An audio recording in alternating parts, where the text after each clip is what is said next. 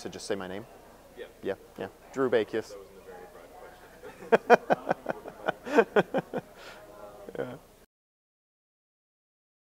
Yeah. Yeah, absolutely, absolutely. So my story, I guess, in a lot of ways is kind of what you'd find typical of, you know, your average evangelical American, for the most part anyway, or at least it starts off that way. So I was raised in a small Baptist church, small town, central Minnesota. When I was 3 years old, prayed the sinner's prayer, the prayer of salvation with my mother, you know, sort of the typical, I guess, maybe cliched almost sort of experience with your parents, you know, praying when you're 3 years old. For somehow, some way, we ended up doing it in the bathroom. We wound up in the bathroom, kneeling over the edge of the bathtub, repeating after her and, you know, asking Jesus to come into my life and all that good stuff. But raised much as your typical evangelical Baptist. Sunday school, Awana programs, growing up, a youth group, Bible studies, all those good things. It was, though, in the summer of 1994, the summer before my freshman year of high school, was kind of when everything sort of elevated up a notch for me. It was early, so my high school years were filled with not the kinds of things that normal high schoolers do. It was in the summer before my freshman year of high school. I joined my youth group in a trip to Washington, D.C. We went to a conference put on by Youth for Christ. It was what they build is a peer evangelism super conference, okay? And it was 1 week there doing seminars, workshops, all kinds of things, but I came back just with an incredible passion for Jesus Christ. I was all fired up for Jesus and bound and determined to save the whole world for him, or at least the parts of it that were close to me that I came in contact with. Later that year I started what would eventually become an award-winning ministry initiative in my public high school, doing Bible studies and prayer meetings and things like that, eventually worship services. Through my high school years, I ended up doing work with a variety of organizations, ministry organizations. When I was 17 years old, I preached my first sermon on a Sunday morning before the entire church. And so it was cool. Like, I loved it. It was really exciting. And it very much so came to define me. Jesus was my everything. Of course, it made sense then to go to Bible college, and seminary, and all that. And so following high school, I packed up all my stuff, left my small town central Minnesota roots behind, and came here to the big city of Chicago, to this very institute, Moody, and did my BA, my MDiv here. Along the way, started pastored at 2 churches. What started off as an internship at Bethel Church, where you and I first met, what started off there as an internship became a staff position, part-time pastoral staff. I was the pastoral assistant and kind of pastored the seniors group there for a number of years. You know, your typical pastoral stuff, preaching, teaching, did some pastoral counseling, funerals, started new ministries, tried to improve upon existing ones, things like that. So did that for 7.5 years all told. And then from there I went to a small church as lead pastor in the western Chicago suburbs. So I was there for 4 years as lead pastor. Did some really cool, fun, great stuff there. Seriously, all of it, I loved it all. I loved pastoring. It's all I ever wanted to do. Any job has its hang-ups and frustrations, but seriously, I loved all of it. I love even the board meetings. I couldn't get enough board meetings. They could go on all night, and I didn't care. And I loved my faith. I truly, honestly believed everything I preached. The tradition of theological tradition that I held to was very optimistic, big picture, forward-thinking, encouraging, empowering, non-judgmental, non-critical, just very hope-filled version of Christianity. And I loved it, and it was great until it all started to fall apart. And so that was, now we're looking somewhere around the fall of 2010, when I guess you'd say with ministry going very well and just more time to just, I guess, think more fully about everything.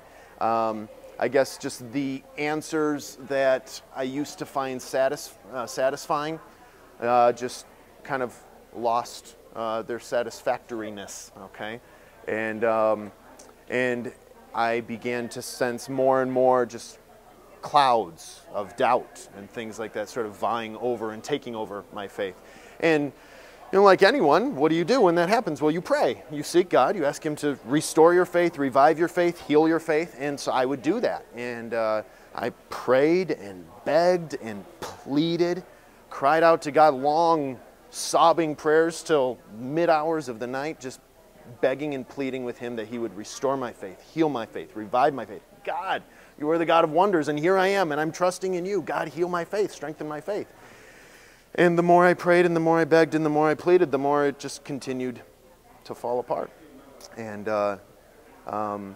so eventually, and I'm sure we'll probably end up maybe talking more about these kinds of things later, I don't know, but eventually it became clear, after a year and a half of begging and pleading with nothing in return, eventually it became clear that I needed to transition out of pastoral ministry, partly in a last-ditch effort to revive my faith and believe in the existence of God once again. So I transitioned out of ministry the first half of 2012. It was later that year when I came to grips with myself, finally came to accept that yes, I had indeed become an atheist. And then it was the following year when I came out to friends and family, started blogging and writing about it, and then that 2013 resigned my ordination credentials, so I'm no longer an ordained minister. It wasn't until July of 2014 when I discovered the Clergy Project, if you've heard about them at all or seen anything that I've posted online. The Clergy Project has just been an oasis. Now, I didn't come across them, I even realized they were in existence until a full 2 years after I lost my faith and left the ministry. The Clergy Project is a community of former pastors and active pastors who no longer believe in the supernatural.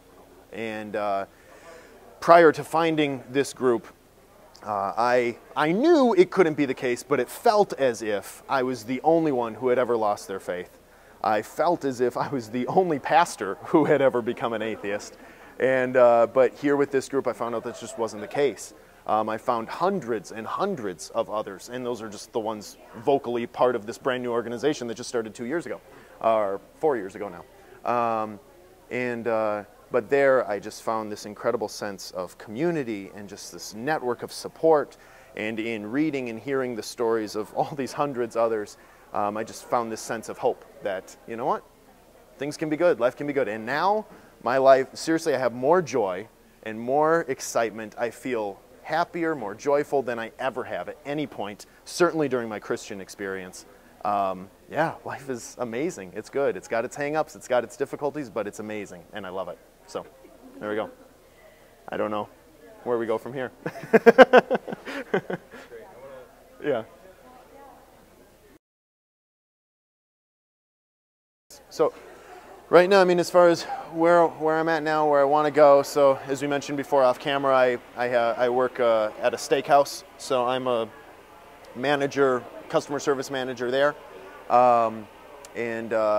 you know, that's kind of my day job. That's not during the day, you know, but that's how I pay bills. But yes, I'm involved in a few different organizations. Let's see, I'm at the Clergy Project. I've risen to leadership there. So there's 15 of us who are in the leadership there, and I'm one of them. I'm in communications, focus on their communications. I'm on their communications committee, focus on their communications work. Little things, really. I manage their Facebook page, and there's two websites. There's a public site, and then there's a private site. And the private site is where everybody can connect anonymously, because a lot of the pastors, there's pastors who, some of them are very comfortable where they're at. Others who are, it's not easy leaving all of your education and professional experience and the respect of your peers and the love of your family, and facing a reality where everyone you know will condemn you in thought, if nothing else, to hell. And you know, what are you going to do for money and income? Oftentimes your choices, professionally speaking, if you're a pastor who realizes he or she is an atheist, oftentimes your choices are take my now worthless education and feed my family on minimum wage for the rest of my life, or put on that smiling face and just keep doing it. Just keep doing it and try and do it with the greatest amount of integrity you can, hopefully a great job, great transition out will come across your path, but oftentimes it doesn't. And so within the Clergy Project, I mean, not all of them by any means, but you have a portion there who are in ministry, are closeted atheists, and are, you know, not because they have this agenda, but just because they see no other option. And so at the end of the day, you got to feed your family, and so you do what you can. Maybe they kind of try and minimize, you know, certain negative impacts, but you got to do what you can do. For me, in my case, you know, I didn't come across Clergy Project until I was out of the ministry for 2 years, you know, so wasn't there for any of that. I had no network, no support, but as I was transitioning out, I went to the steakhouse where I had been a server at for money during my master's. So I was pastoring, I was doing my MDiv here, and then I was also waiting on tables. And so I went back there and I said, hey, you know, I'm going to be looking for something new. Any chance you might have a spot for me here? And he said, yeah, come on over. And it ended up working into a management position. So that's where I'm at right now. And so that was great for me because it is a great job. It's a great source of income. So I did not have the stress that a lot of others in my situation have had. I'm financially taken care of. It's good. I was able to make a nice, clean transition out. As far as my work in other things I'm doing these days, I'm in process of being licensed as a human celebrant with the American American Humanist Association. With the American Humanist Association, in the process of being licensed as a humanist celebrant, so be able to do a lot of that work that I did as pastoring, but now without the faith component as secular work. I'm also I work with the Freedom from Religion Foundation, so I no official capacity there, just a member, and I do a little bit of volunteering and things like that. So I have my website, drewbekius.com, where I try and blog weekly, something like that. And then I started a little while ago, I started working on a book where I share my story. And so kind of nearing the end of that, but there's a lot that goes into it, and I have a lot of other things I'm active in, along with being a father. And, you know, so I have 2 kids who are 12 and 10. And so try and, you know, spend a lot of time with them as much as I can. And so very full life, trying to finish the book out along the way as well. So, but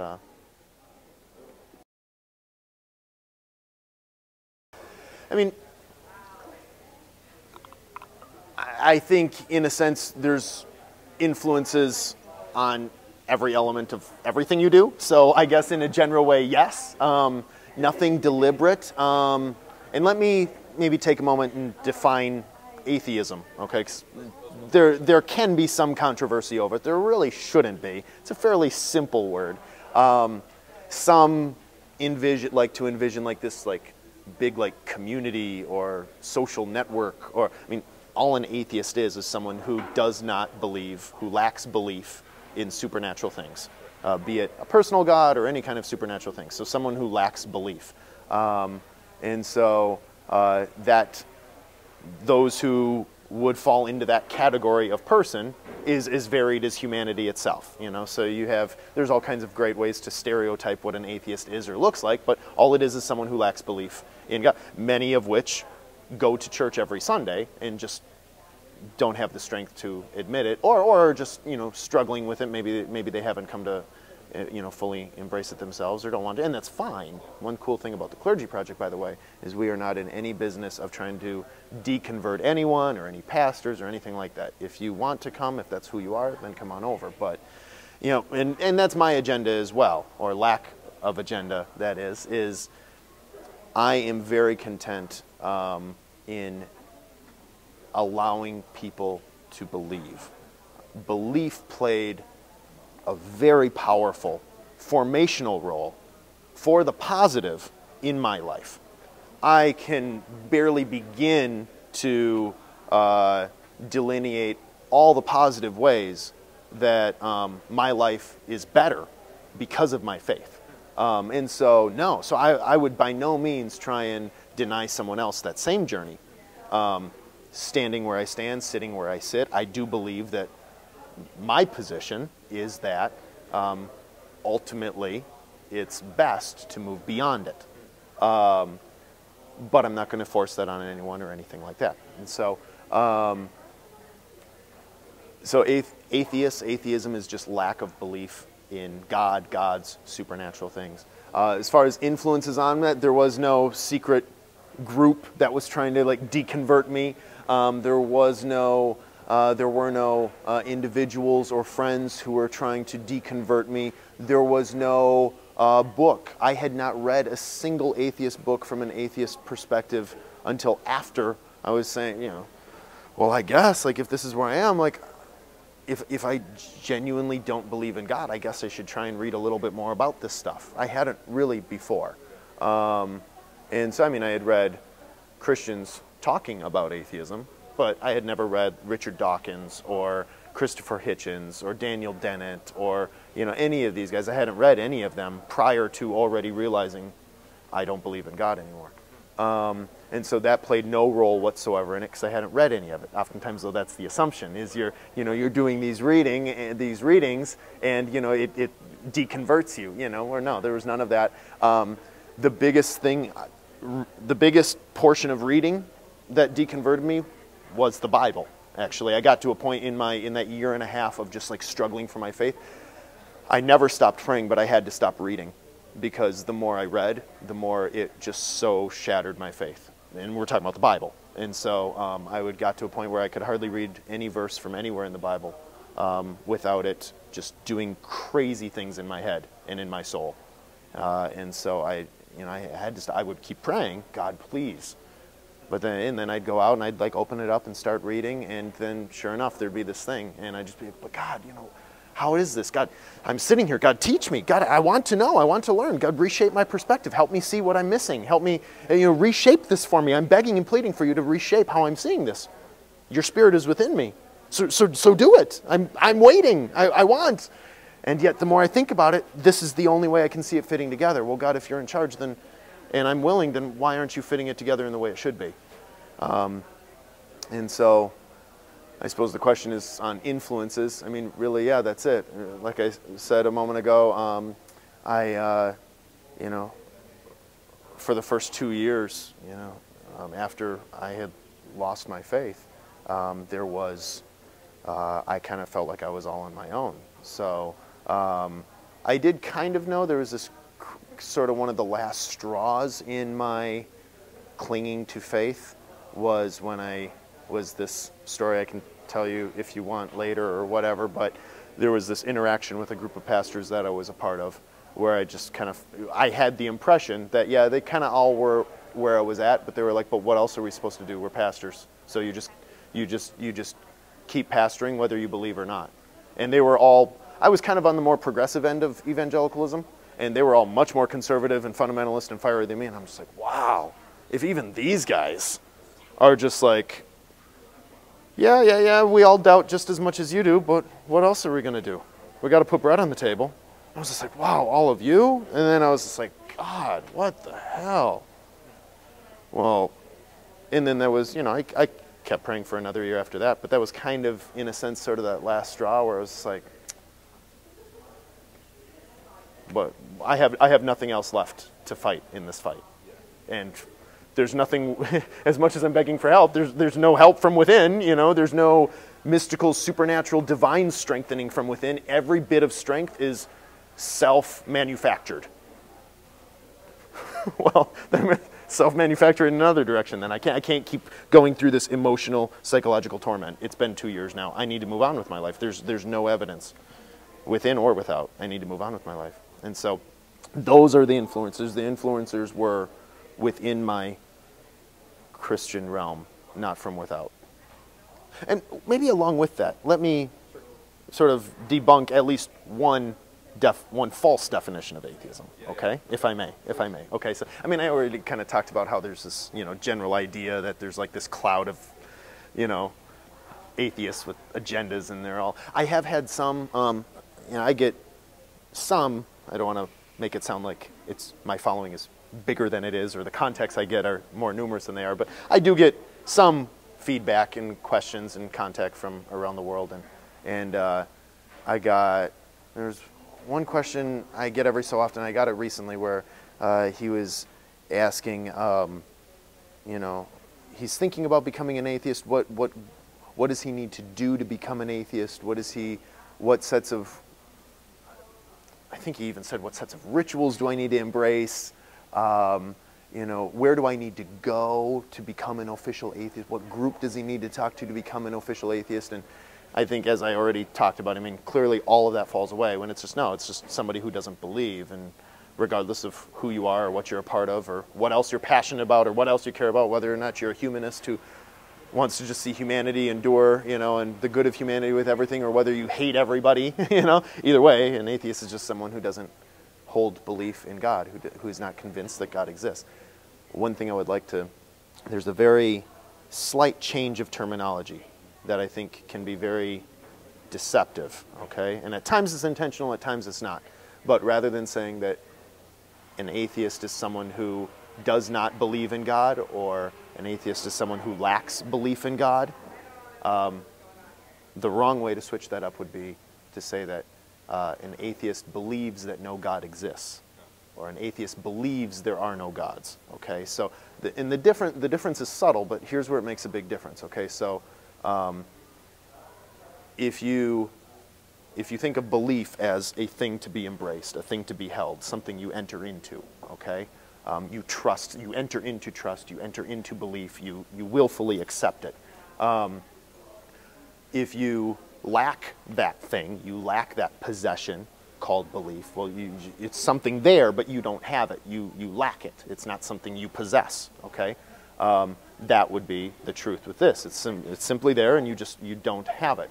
To switch it up and say that an atheist believes there is no God, well, that's saying, well, I do have belief, I just believe something different, okay? Most atheists, in fact, and I know a lot of atheists now, none of them that I know of, I do not know of anyone who has set themselves up in advance to say, no matter what evidence comes in, I refuse to admit that it's even a possibility. Everyone I know would say, well, yeah, as soon as there's compelling evidence, then it's not necessarily a matter of belief, it's just acknowledgement that there's evidence, it points to it, and there it is. So atheists tend to be very much willing to go wherever the evidence leads. If evidence one day points to the fact that, let's say, if evidence points to the fact one day that 75% of Americans are vegetarian, well, then I'll acknowledge that. But until then, it doesn't matter how much you tell me that 75% of Americans are vegetarian. Until I see the evidence, I'm not going to believe it. I'll let you, okay, go ahead, believe that. I love vegetarians, but I don't believe 75% of them of Americans are vegetarians. As much as you might argue for it, I don't see the evidence. I haven't seen the study. So it's not that I believe something different. It's just, no, there's lack of evidence, and so I don't acknowledge the claim. Same thing here. It's not that we're coming to it with a predisposed agenda that there cannot be such a thing. No. I'll acknowledge the possibility, but I haven't seen compelling evidence, and so I don't hold that belief. Where that plays tricky and why it's important to make the distinction is some would come in and say, that, see, even atheists believe something. You just believe there isn't a God as opposed to believing there is one. But either way, it's a belief about God. And say, well, no, you're playing this semantic game. It's a semantic game, but it's not. No, I'll believe it when it's there. I'll acknowledge it when it's there, but I haven't seen it. With me, I would take that though one step further and say, maybe there is such a thing as gods. Maybe there is some form of divine being. I guess I haven't seen any information on it, and so I'm not convinced that it is. The Muslim version of God, or the Hindu version of God, or the Buddhist version of the divine.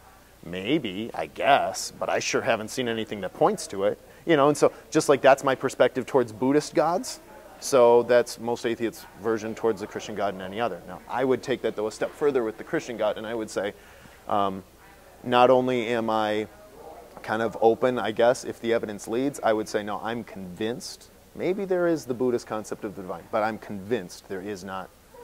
The God of the Christian Bible is not that. I'm convinced. I'm 100% sure. Just because it's been tested in my life and it's fallen incredibly flat. And so maybe I'm wrong. Maybe I'm delusional. Maybe, whatever. But I'm personally convinced of it. So I don't know.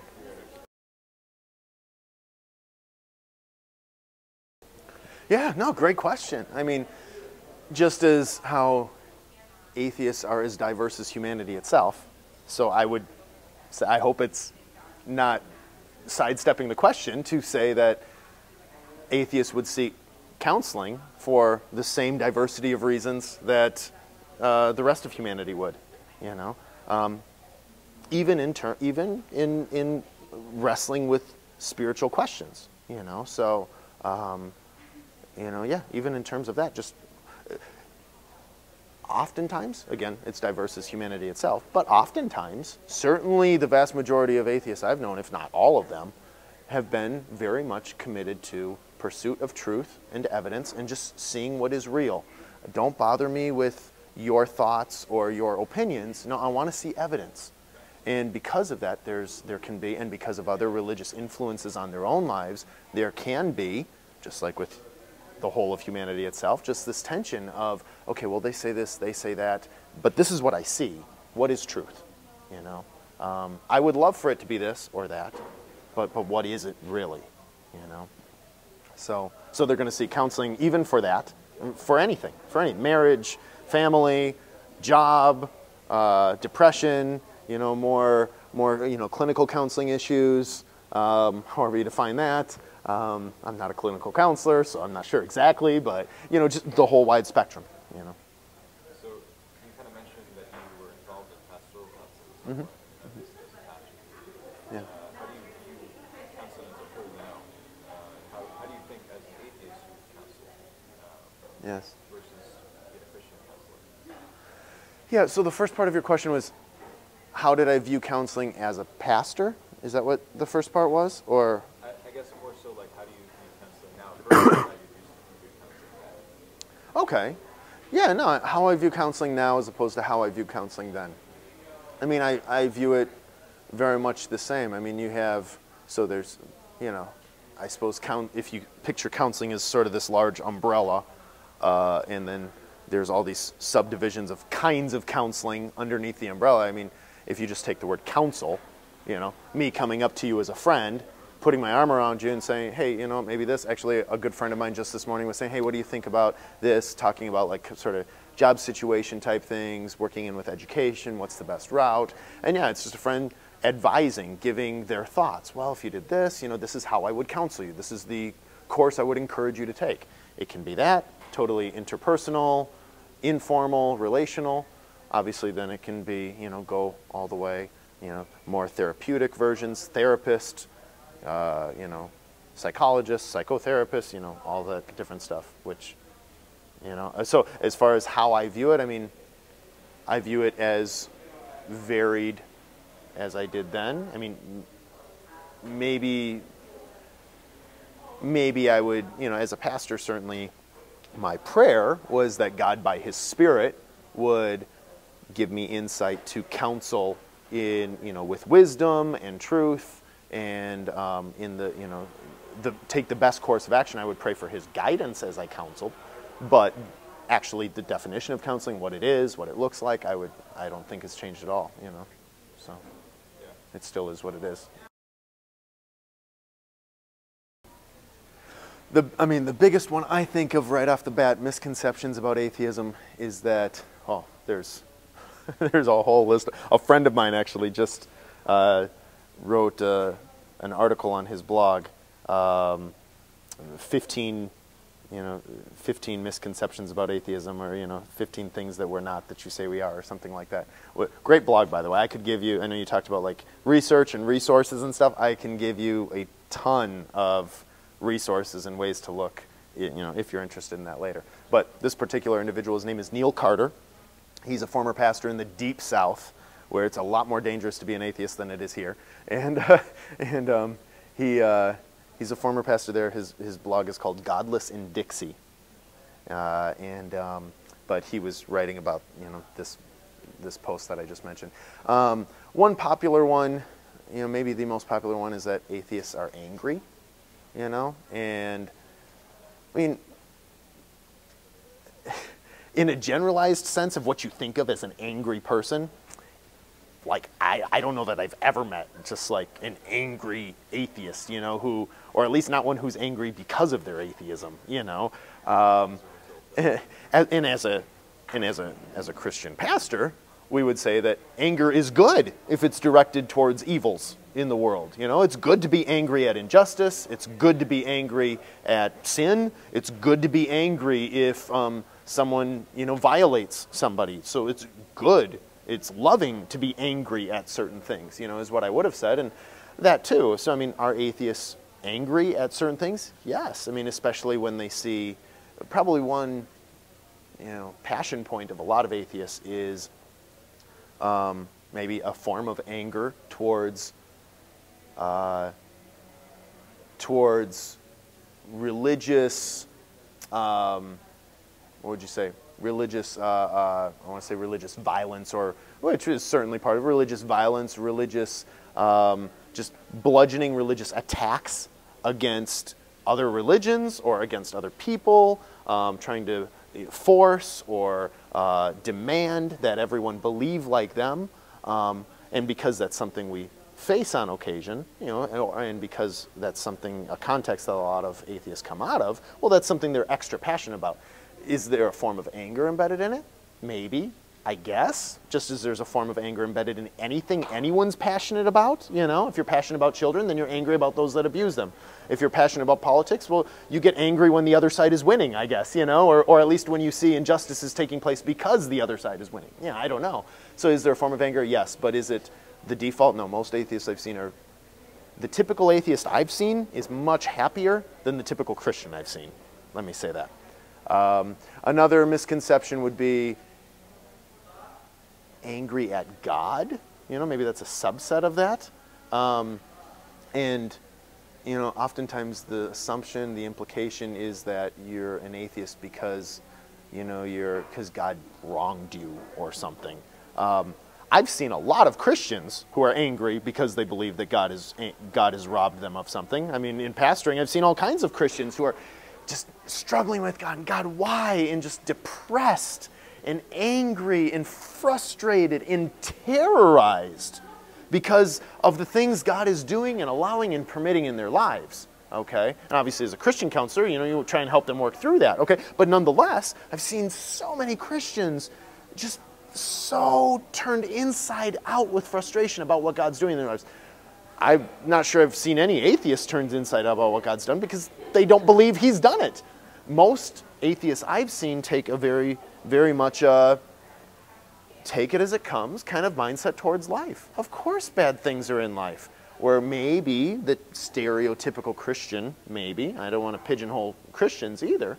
I was one for a long time. But maybe you could possibly say that the stereotypical Christian response is, I come across bad things in the world. Why would God allow this? Right? We have the whole you know, question, the theological question of why does God allow evil in the world? And if He's sovereign, and if He's all powerful, and if He's all knowing, and if He's all compassionate, then why would He allow this? And you can stay up late at night, every night, debating within your soul how God could allow this.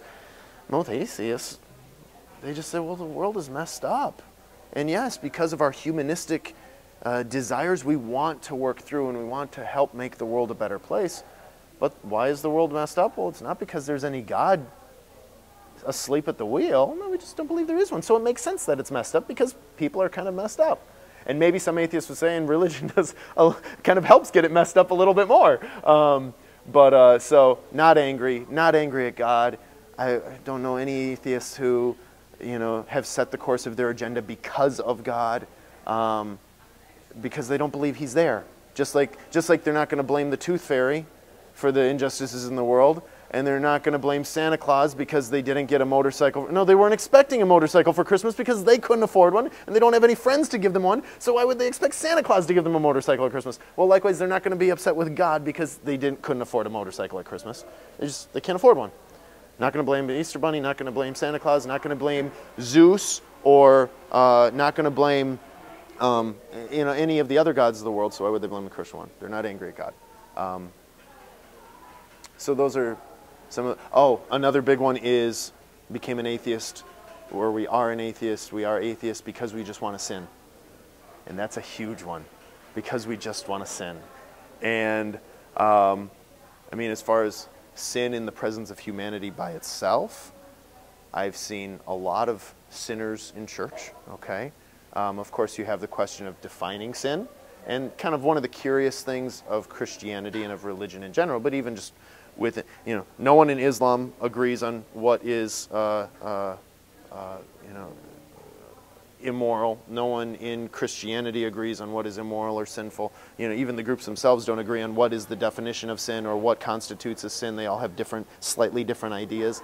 But however you define it, every church has people who sin, which, of course, they realize that and they'll openly accept it. Well, of course, we're sinners. We're in process of redemption, okay? But then you have some who, you know, you have how many people really openly admit it? You know, that, well, I can sin, you know, there's the whole, you know, we don't want to, you know, straw man Christianity, but kind of the cliched straw man that somebody would say against Christianity is right, you sin freely because you're forgiven, okay? And certainly, I don't know that there's anyone who willfully says, oh, I sin freely because I'm forgiven. But we don't get stressed out about it because we're forgiven, right? I know as a Christian pastor, if somebody, oh, I'm really struggling with this sin, you know, I'm so ashamed. Say, listen, Christ has freed you from that shame. Yes, try not to sin, but Christ has freed you from it, okay? Live in the freedom and in the redemption that you have. Don't beat yourself up about it, okay? So are there Christians that sin? Yes. Does everybody sin? Yes. Are there atheists who sin? Sure, whatever that means. Although, just as nobody can agree on what sin is, atheists would say, well, does even the word pertain anymore?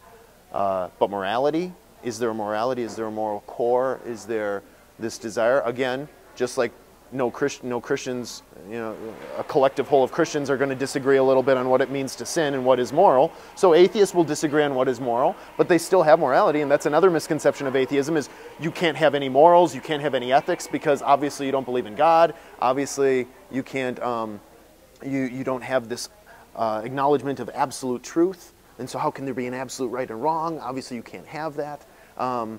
And so, you know, well, we can talk about that more later, I guess, but, you know, nobody that I know of has said, I think if someone is a religionist, if someone is a Christian, they're like, I want to sin freely, they're just going to do it. They're not going to stop believing in God over it. They'll just do it. And if they believe that they're forgiven, well, then they're forgiven. If they don't, well, they'll adjust their views somewhat. Nobody leaves faith in God in order to sin more. They just sin more and find some other theological way to take care of it. Atheists don't become atheists to sin. They become atheists because they have no choice. They've seen the evidence and they're not convinced, period. I didn't choose it. I'm just not convinced by it. That's it. So there's a handful of stereotypes, things to change. I don't know.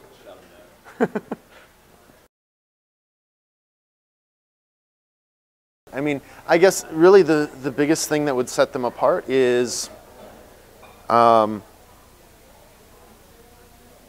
know, generally speaking, I almost said there's no religious baggage. But no, I wouldn't say there's no religious baggage.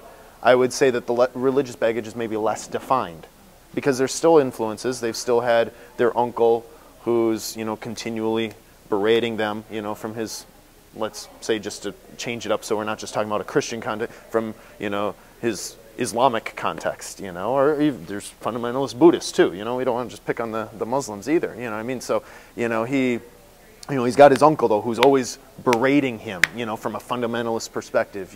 He's got his, you know, maybe he's spent a few, you know, gone to even just a handful of religious ceremonies where there's been some element of religious teaching, and maybe, let's say, it had something to do with the, you know, the future, you know, with eternity, you know, some sort of eschatological sense.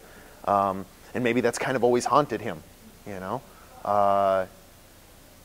You know, so I guess I think the most helpful thing to say in, you know, as you sit down to counsel an atheist is just realizing that rather than assuming what position they're coming from, just asking questions and realizing that it could be anything. I mean, just like when you sit down with a Christian to counsel a Christian, you're not going to automatically assume, just because you're a Christian, you're not going to automatically assume they believe everything the same way you do. If the counseling intersects with things of faith, then you're going to address those things of faith. If it doesn't, you're not. Or maybe you would bring some of that in, maybe not, I don't know. I guess I'd say the same thing with counseling an atheist is just try not to make assumptions, ask questions when they're appropriate, but it's realizing, so just the fact that they're an atheist alone, just that fact alone, keep in mind it says more about what they're not than what they are, okay? All it says is that they don't believe there is, or that they're not currently convinced that there is supernatural force of any sense anywhere, okay? And so you ask questions on it, if it applies or if it doesn't. Maybe it would say, maybe if you found out someone was an atheist, maybe it would say something about their natural perspective of looking for evidence and of being convinced by evidence, looking for hard facts as opposed to just making up conclusions. Or just accepting something at face value. Maybe there's somebody who's not just going to automatically take for granted and just believe everything you say. They're going to, well, no, explain that to me, show me. But a lot of Christians are that way too. Oftentimes the term free thinker is associated with atheist. But as a Christian, I consider myself a free thinker. I just freely thought that all the evidence was in favor of Christianity, which shocks a lot of atheists. They're like, really? See, atheists oftentimes stereotype Christians just like Christians stereotype atheists. We all stereotype that which we're least familiar with. It's just kind of part of how society works and just your mental framework, psychology. You know what is immediate to you and what don't. You just kind of, you latch on to key concepts and just sort of, oh, well, they're this. Oh, well, that was that too. I guess that must be the same, maybe.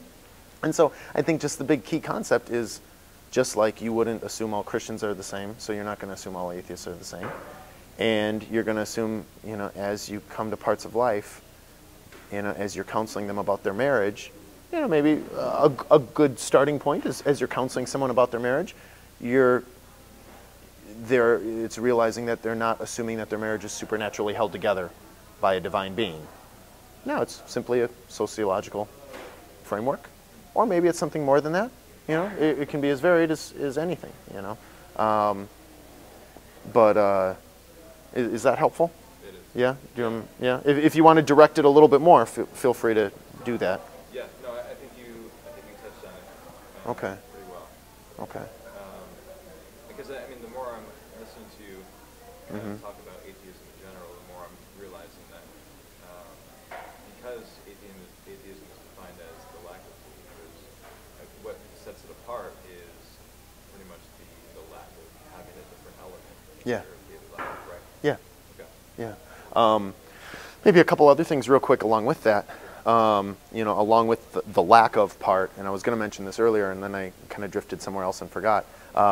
My daughter, actually, so she's in the 6th grade, and they were having they're starting a new sociology segment on world religions, and they took a part of the segment, and they were talking about religion, or about atheism, and they had talked about atheism, and then they went on to something else. I think the teacher said, I actually just wrote an article on it, but the teacher said something about, can anyone name the top 5 religions in the world, or in America? And one student raised their hand, Christianity, yes, of course. Another person raised their hand, atheism. They just finished talking about atheism, so of course atheism. And she said, no, actually it's not. She said atheism, as we just talked about, atheism is lack of belief, which kind of goes hand in hand with lack of religion for the most part. So almost by definition, atheism is lack of religion. It's the opposite of religion. It's religionless, rather than a form of religion. Another religion, it's absence of religion, is what she told him. Almost by definition. It's a little, you can participate in Christianity and still be an atheist. There's a whole segment of Buddhism that is distinctly atheist.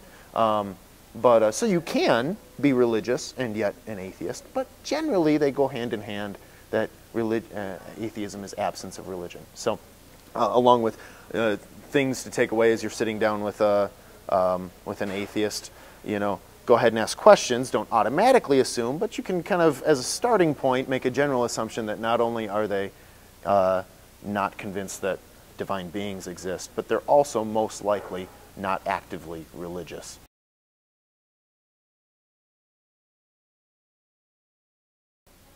Well, okay, one challenge. I'm not one that necessarily likes to say, like, this is the definitive top 3 of anything. I hate picking my favorite movie, but my favorite color? Oh, talk about stress. I don't know, but challenges for atheists in general, okay, is there's an incredible stigma around atheism. The kinds of things that we talked about before, as far as stereotypes and things like that, dissolving stereotypes. There's this incredible stigma around it.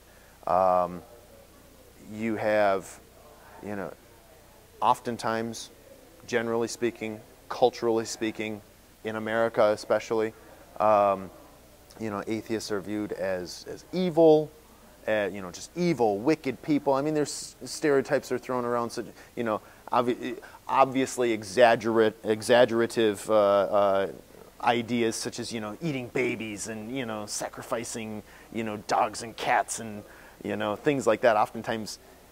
Oftentimes atheists are assumed to be, Satanists, which there is actually, there are real Satanists who, which are not atheists because they believe there are divine beings, so to equate the two doesn't make sense. Oftentimes it's assumed that atheists are communists, back at the beginning of the 20th century, there's sort of this American work to try, sort of gearing up the nation to fight against communism. It was actually during that time, sort of within that big picture swath of American history, that's when we decided to put "In God We Trust" on our money. That's when we decided to put Pledge Allegiance, one nation under God in the pledge. That's when we decided to do a lot of these things. That's when they did this on a governmental level to try and kind of pull, even though from the onset of the U.S., our founders were vigilant against verbalizing this is not a Christian nation. It's even written in our laws, in the American law. It says we are not in any sense founded upon the Christian nation, is what it says. All these things were taken into it. The Constitution, we're not founded by God. We're founded by the will of the people. But in the early 20th century, you have politicians kind of trying to pull and unite sort of this cultural sense of we are a Christian nation, developing that feeling, which many would say now that's actually unconstitutional, and are trying to undo that. But the whole idea is motivating the people to fight communism. And so in doing that, well, we're going to pull the people towards this and fight against this communist, atheistic, evil threat. I think it's in 14 states today, it is illegal to hold public office and be an atheist. You can hold to any religion, but you have to have one. Pick one.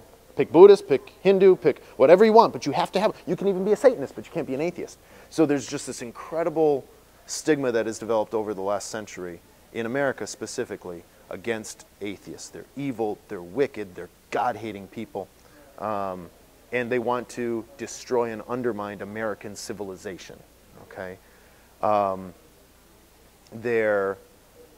for instance, just this past week, there's this ad that the Freedom from Religion Foundation put together, featuring Ron Reagan, who is the son of President Reagan, former President Reagan, and on there he describes himself as an atheist. And ABC, NBC, CBS all refused to air the ad because it has the word. I believe the reason is because it included the word atheist. It was pro-atheist, and so. No, we can't have this on there. So there's just this whole, and it's not that they're trying to censor so much. I mean, I can understand kind of as a company who needs to make money, and you're looking, even though there's freedom of speech, you're not going to allow if I'm running a network, and even though I live in a nation that has freedom of speech, I'm not going to allow I'm not going to air an ad promoting the KKK, because among many other things, it's going to make people very upset and it's going to offend people.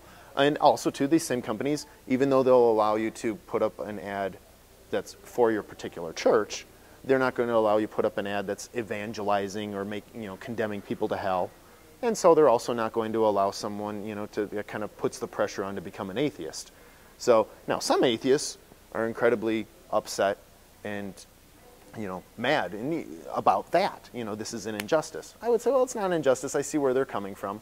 But what does disturb me is just realizing that the cultural stereotype is so vigilant against atheism that it's just considered so evil that even saying the word is going to offend people so terribly. I mean, I was part of a billboard campaign to normalize atheism, where it's just saying, hey, I'm your neighbor, I'm a nice guy, I work at the Starbucks around the corner, here's my face, here's my name, here's what city I live in, and I'm also an atheist. We're normal people, okay? And there's this nationwide billboard campaign to normalize atheism. It's by the Freedom from Religion Foundation, they're calling it Out of the Closet campaign. Just saying, hey, we're here and it's okay. We're normal like you. And there's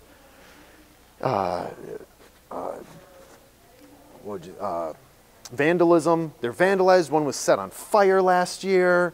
There's this woman who has declared herself a Catholic warrior for God, who will go into different places and actively looks for symbolisms of atheism and just destroys them, tears them out. And she knows it's against the law, but God has commanded her to do it, and she's going to do it.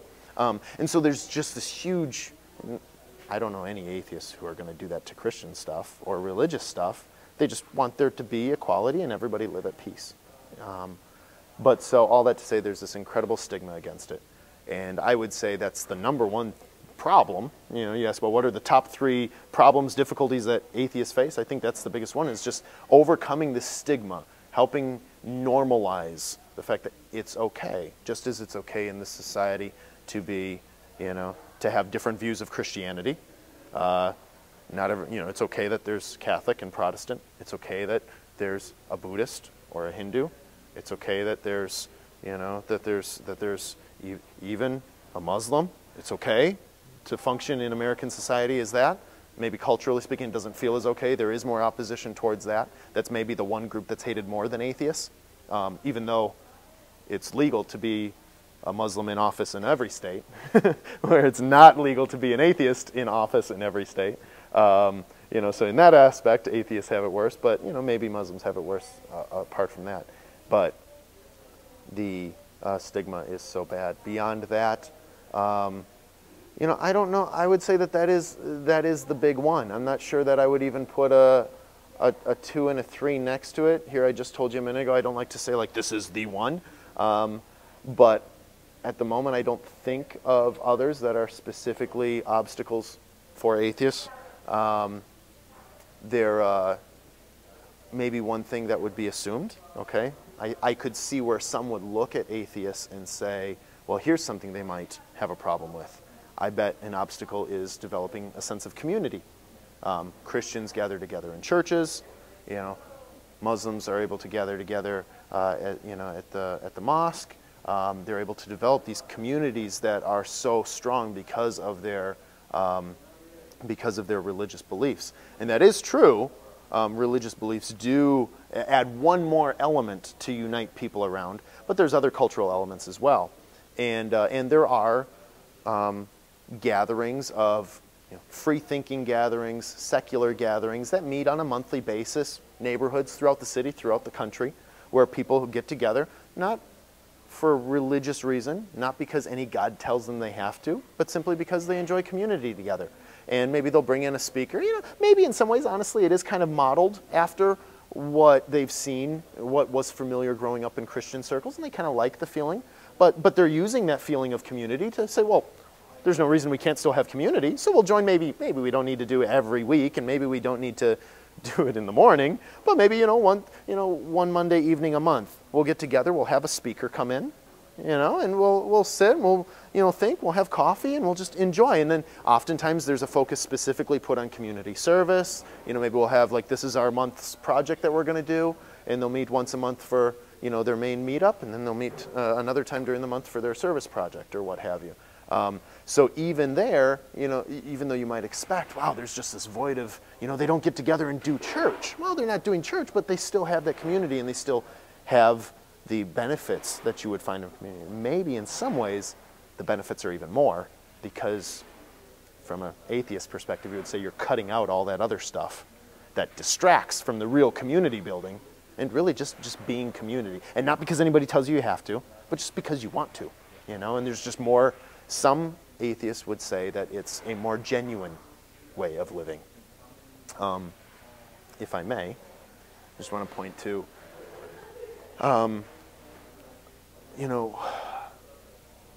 just kind of this sense that we kind of touched on a little bit earlier, even though it hasn't been a direct question, of just this idea of morality and ethics, okay?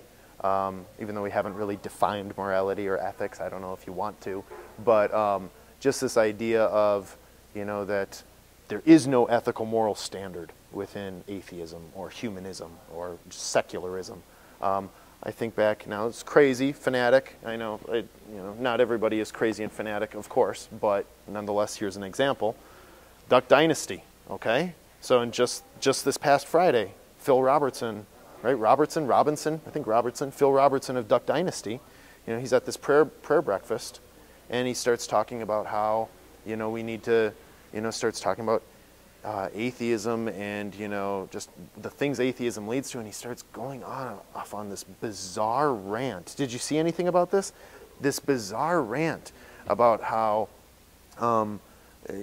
telling this, almost this like fantasy type of thing where two robbers are going to come into a house, and and I'm not even going to begin, it was detailed, it was horrific, it was disturbing about how these two robbers are going to torture and mutilate and rape the two little, it's talking about, there's this beautiful atheist family, an atheist husband, an atheist wife, and these two little atheist daughters, he calls them.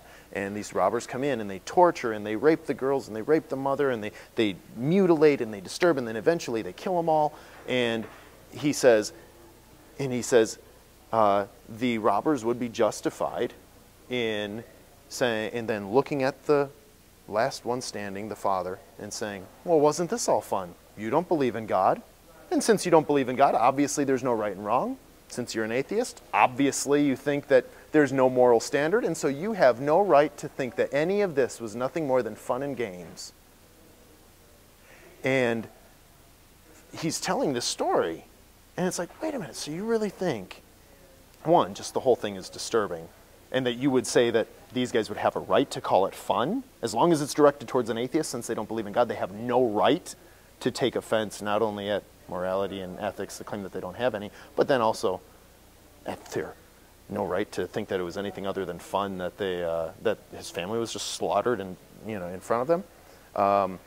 But I think the even more disturbing thing is that kind of embedded within that, and I think, and I don't want to stereotype religionists, but I think the claim that atheists have to be without an ethical moral center because they don't believe in God. Embedded within that, I think, is the idea that the only reason religionists have a moral ethical center is because they believe in God, which also kind of embedded within that is the idea that the only reason they're moral and ethical is because God is watching over their shoulder, because he said this is what you need to do. And so, as much joy as he seemed to take over that story, what would he do if God wasn't watching him? Would he live out these, is the only thing that keeps him from doing these things against his hypothetical atheist family, the fact that God has told him not to? Otherwise, it seems like he'd take a lot of joy in it, And so it's just this whole idea that, is the only thing that keeps religionists from living moral lives the fact that the fear of God watching over their shoulder? Now, honestly, I don't think that's all it is. Actually, I don't think it's that at all. I don't think that the reason why religionists, Christians, Muslims, whoever, I don't think that the reason why they make any of their decisions is because God is watching over their shoulder. I don't think that's the reason any of them. I think the reason why they do the things they do is because of cultural reasons. And that's why every Christian community subscribes to even a slightly different understanding of morals, because it's not informed by God. It's informed by their own culture. And as culture changes and as culture shifts, so religious and Christian understanding of morality changes and shifts. Such as we see, for instance, right now with the whole, marriage equality debate. You know what I mean? And more now, all of a sudden, culture is shifting, culture is changing, and so sort of mainstream evangelical opinion of marriage equality is changing and is shifting. Not because God has changed anything, but because culture has changed, and because their understanding of morality has nothing to do with, in my opinion, has nothing to do with what God has told them or not. It has to do with culture. So you can't look at atheists and say, well, you have no backing. No, we have the same backing you do. We have culture. We have a value for life. And sure, might there be those on the sort of the fringe of atheism that are doing horrible things? Yeah, sure, on occasion. But there's also those on the fringe of any religion doing horrible things, you know.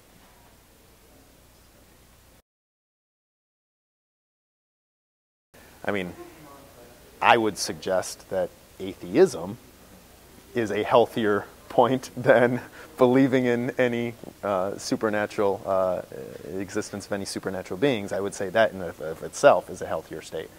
Beyond that, I mean, it's going to be, I don't think we would disagree in what is healthy and what is not. At least you and I probably wouldn't. I mean, you'll have, one of the tenets of humanism. Okay, one of the tenets of humanism is that there is, and I'm paraphrasing it here, so it might be a little different than what's actually worded. In fact, I guarantee it is a little different than what it's actually worded, but it's something along the line of that, the suggestion that humanity is going to, that humanity is happier, healthier, more beneficial when it is lived in relationship, when it is serving one another, helping one another, when it is connected within small clusters of relationships, as well as humanity itself, society as a whole, looking forward to the betterment of society, not just living for today, but looking to the future, looking to make sure that humanity continues as long as possible. And since humanity is so interconnected with the rest of the world, with nature and other animals, that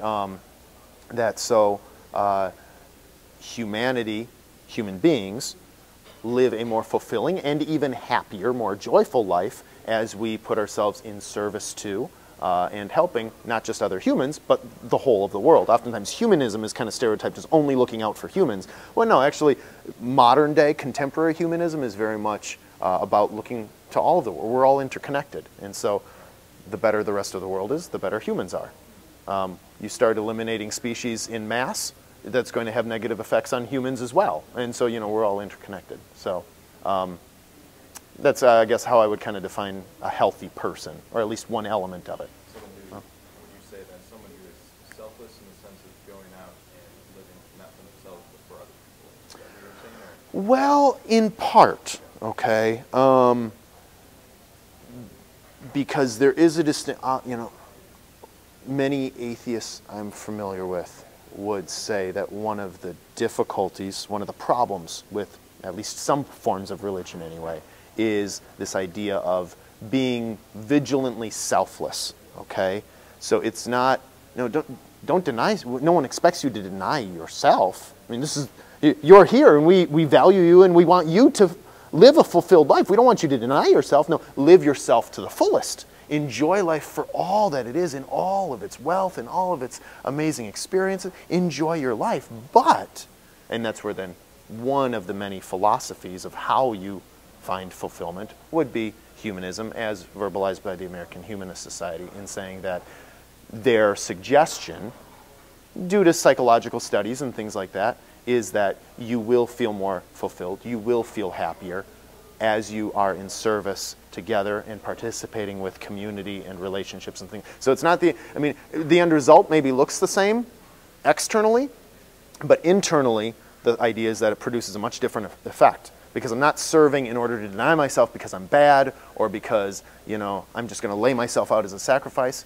No, I'm not serving out of a selfless attitude. I'm serving out of the betterment of myself as well as everyone else. It's sort of an uplift of everyone. I'm not denying myself to raise you up. No, I'm raising all of us up, and I'm included in that. So, I guess, what would that internal state look like for the individual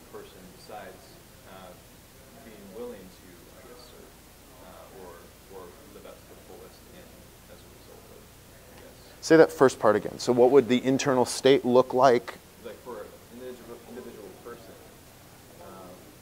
like for you personally, okay, so let me give you an example of a Christian, I guess. Mm-hmm. In a Christian worldview, their idea of healthy, reaching the healthy point, would be them kind of happy and at peace with the Lord, and as a result, becoming selfless and serving others out of their own desire, or out of, I guess, God working through them.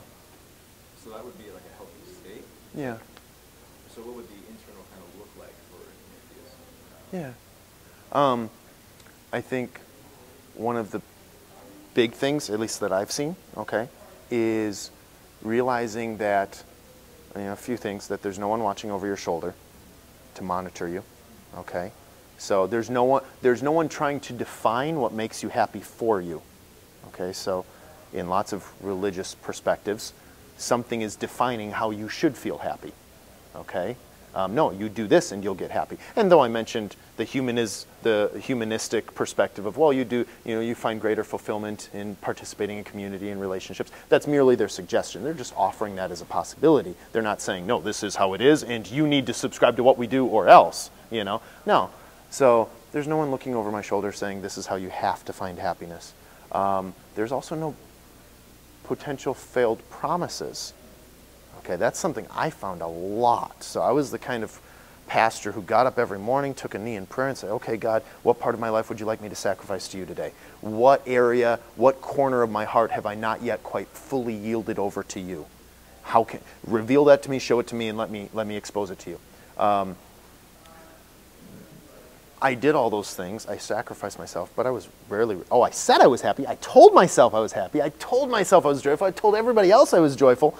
But really, I was as tormented as they come. And part of it is, the Bible says you will find peace. The Bible says you will find joy. The Bible promises by the Spirit, the more you walk in faith, the more faithful you are, the more you walk in unity with Christ, the more you will feel these things. But what about when you do those things and they don't happen? And it's not even on a continuum. It's not like, well, I'm progressing in this, and so at least I'm becoming a little more joyful. No. And so that's where, at least in my life, I found what really brought joy is really, listen, there's no promises. Nobody's promising me joy. I just need to look at myself, what makes me happy? Okay, we'll do it. And maybe the humanistic society is right, is that the more I engage in relationships and the more I give back to society and the more I'm just an honest, open, first of all with myself, but then also with those around me, the more I'm an honest, open person, the happier I will probably become, based on psychological studies and personal experiences of others. Maybe they're right, and so I experiment with that, and yeah, they kind of are. I like that. And maybe something else will come around later, but it's nobody telling me, one, looking over my shoulder telling me you have to do this, and two, nobody guaranteeing me that I'll find joy when I do. And so I think in terms of internal, how an atheist might work that out, at least from my limited perspective, again, atheists are as varied as humanity itself, but that's where I've seen anyway, and that's where I've seen in the lives of many others, just this incredible freedom that comes from just live your life. Is anything guaranteed? No, nothing's guaranteed. But just live your life and, do what, live your life according to what brings you happiness and joy. And many, like myself, would suggest that comes from giving back and living in community. Do those things, be a good person, benefit society, upbuild society, encourage people, be positive.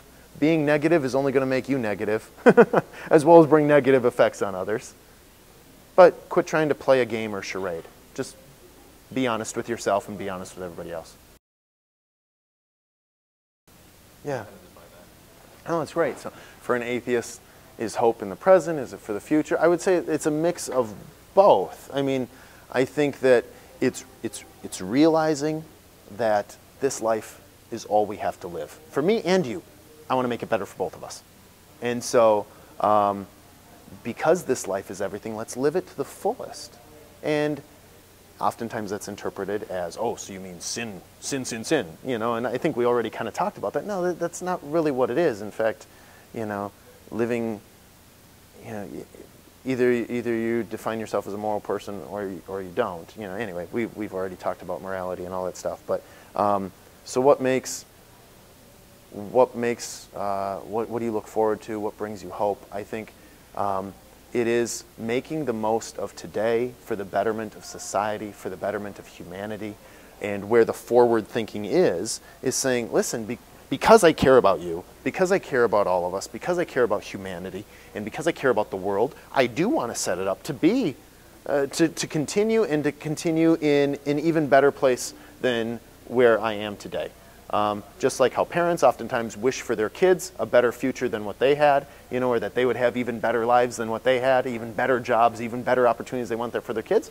So we want that for humanity. We don't just want to squander today's resources, just live for today. No, it is making the most of today, and also of tomorrow, and also of next year, and the decade to come, and the generation to come, and the millennia to come. It's making the most of this life.